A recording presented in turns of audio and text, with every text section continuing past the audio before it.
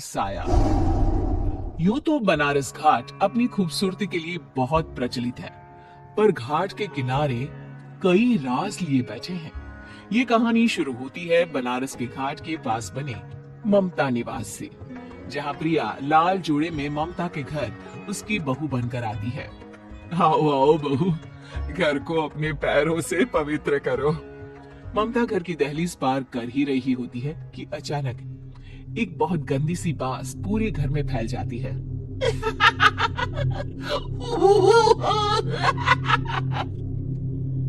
ये बदबू और ये आवाजें, ये कौन हंस रहा है माँ? अब ये पड़ोसी ना हमारे थोड़े अलग से है। कहाँ हम शाकाहारी और ये मांस मच्छी खाने वाले। छोड़, तू ध्यान मत दे और गृह प्रवेश कर। और हाँ बहू, अपनी सास की एक बात हमेशा याद रखना, इन पड़ोसियों से तो कभी बात नहीं करेगी। अच्छे लोग नहीं है ये। अपनी सास की ये बात मानेगी ना बेटा? हाँ माँ, जो आपकी मर्जी, मैं उनसे बात नहीं करूंगी। अगले दिन प्रिया अपनी पहली रसोई बनाने रसोई घर में जाती है। एक छोटी बात तो नाक में जा रही है। एक काम करती हूँ, खिड़की खोल देती हूँ। प्रिया खिड़की खोलने जाती है। इतने जाले, लगता है इस खिड़की को कभी खोला ही नहीं गया। पर ऐसा क्यों? ओह, नॉन वेज की स्मेल आती होगी ना। 2 मिनट के लिए खोल लेती हूँ, फिर बंद कर दूंगी। प्रिया खिड़की खोलती है। खिड़की खोलते ही उसकी नजर सामने वाले घर की खिड़की पर पड़ती है, जहाँ एक लड़की खड़ी होती है, हाथों में मेहंदी, लाल रंग की साड़ी, बिल्कुल सजी धजी, मानो प्रिया की तरह ही वो भी नई नवेली बहू हो। वो प्रिया को देखकर मुस्कुराती है। हे भगवान, माँ ने तो इनसे बात करने को मना किया था। प्रिया फौरन ही खिड़की बंद कर देती है और तवे पर चढ़ी रोटी की ओर देखने लगती है, पर वहाँ रोटी न होकर मछली पड़ी होती है। ये क्या? पहली ही रसोई में इतनी बड़ी गलती। हे भगवान, अब मैं क्या करूं? प्रिया बहुत डर जाती है और फौरन रसोई की सफाई करने और फिर सभी के लिए खाना बनाने लग जाती है। जब वो सबको खाना परोसती है, सब तो ठीक है, मैं बेकार में चिंता कर रही थी। हे भगवान, ऐसे ही बस अपनी कृपा बनाए रखना। रात के वक्त जब सब सो रहे होते हैं, तब प्रिया को पायल की आवाज सुनाई देती है, जिससे उसकी आंख खुल जाती है।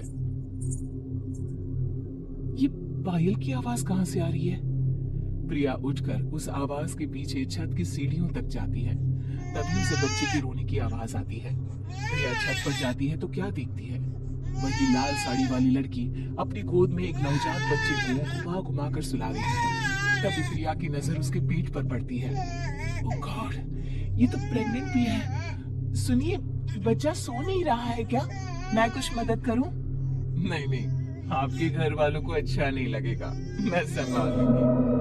स्नेहा की गोद से बच्चा हाथ मारकर प्रिया की गोद में आने को छटपटाने लगता है। दोनों घर अगल बगल में बने होने के कारण प्रिया उस बच्चे को गोद में ले लेती है। प्रिया के पास आते ही वो सो जाता है। बच्चे का वो स्पर्श रात भर प्रिया भूल नहीं पाती और अगली सुबह वो छत पर कपड़े सुखा रही होती है, तभी उसे एक औरत इशारा करके बुलाती है। स्नेहा कह रही थी बाबू तुम्हारी गोद में आते ही सो गया। मैं गौरी, स्नेहा की माँ हूँ। बहू, घर आना, बाबू को खिला भी लेना। शाम को जब घर पर कोई नहीं रहता, बच्चे से मिलने के लिए प्रिया छिपकर अपनी पड़ोसन के घर चली जाती है और कुछ देर बच्चे को खिलाकर वापस लौट आती है। इसके कुछ दिन बाद ही प्रिया को पता चलता है कि वो माँ बनने वाली है। ममता की खुशी का ठिकाना नहीं रहता।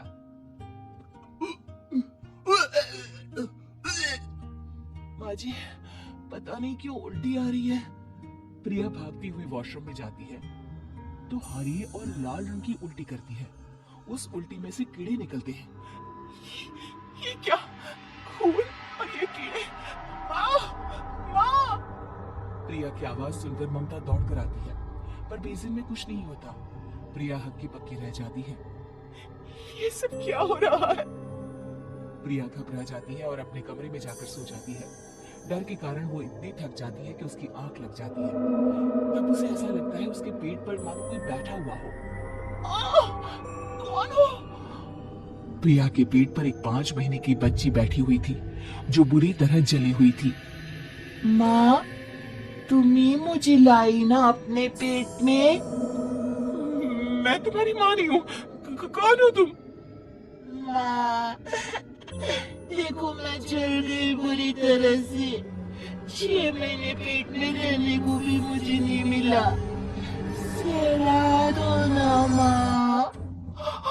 बचाओ, बचाओ, माँ। ममता दौड़कर कमरे में आती है। प्रिया की बातें सुनकर वो सब समझ जाती है। तू कहीं बगल वाले घर में तो नहीं जाकर आई ना बहू? मुझे माफ कर दो, मैं गई थी माँ। उस घर में सब मरे हुए हैं बहू। कई साल पहले स्नेहा उस घर में बहू बनकर आई थी। कुछ ही दिन में वो एक बच्चे को जन्म देने वाली थी। पूरा घर बच्चे के आने की खुशी में खोया था कि एक दिन अचानक उस घर में आग लग गई। सब बुरी तरह जलकर मर गए। गौरी आज भी दादी बनने का इंतजार कर रही है और इसीलिए स्नेहा ने अपना अजन्मा बच्चा तुम्हारी कोख में डाल दिया। ममता ये कह रही होती कि पीछे से उसके पैरों को एक बच्चा पकड़ लेता है। दादी, दादी। माँ, स्नेहा की गोद में यही बच्चा था। ये बच्चा कौन है फिर? तेरी मौत है। तेरी भी दादी। जिस चीज का ममता को डर था वही हो गया। ममता निवास के ऊपर मौत ने चादर बिछा दी थी। प्रिया का पेट ऐसे बढ़ जाता है मानो 9 महीने का हो। 2 हाथ उसके पेट से बाहर निकलते हैं। बहू, संतोष को फोन कर, किसी पंडित जी को बुला बहू। प्रिया का पति भागता हुआ घर आता है। ये तो होना ही था माँ। तेरा पाप तेरे सामने आ गया तो तू सह नहीं पा रही है। स्नेहा घर में आग लगी नहीं थी, माँ ने लगाई थी प्रॉपर्टी की लालच में। और वो बच्चा मेरी पहली पत्नी का बच्चा है, मेरा बेटा, जो कि उस आग की चपेट का शिकार हो गया था। मैंने तुमसे ये सब माँ के कहने पर छुपाया था। मुझे माफ कर दो प्रिया। तुम अगर चाहो तो यहाँ से जा सकती हो। मैं तुम्हें किसी भी बंधन में रखना नहीं चाहती। मेरी शादी हुई है आपसे, मैं आपको छोड़ नहीं सकती, पर उससे पहले हमें स्नेहा, उसकी माँ और बच्चे की आत्मा की शांति करवानी होगी। संतोष और ममता गौरी के घर जाते हैं। अंदर सब कुछ जला हुआ होता है। जमीन पर जली हुई लाशें बिखरी हुई थी। ममता रो रो कर अपनी करने की माफी गौरी से मांगती है। प्रिया स्नेहा के घर वालों का अंतिम संस्कार करवा देती है और ममता निवास फिर से आत्माओं के साए से मुक्त हो जाता है। उम्मीद है कि आपको हमारी ये कहानी पसंद आई होगी। कृपया हमारे चैनल को सब्सक्राइब करें और सभी अपडेट्स के लिए बेल आइकन जरूर क्लिक करें। और हाँ, वीडियो लाइक और शेयर करना मत भूलिएगा। Bye bye.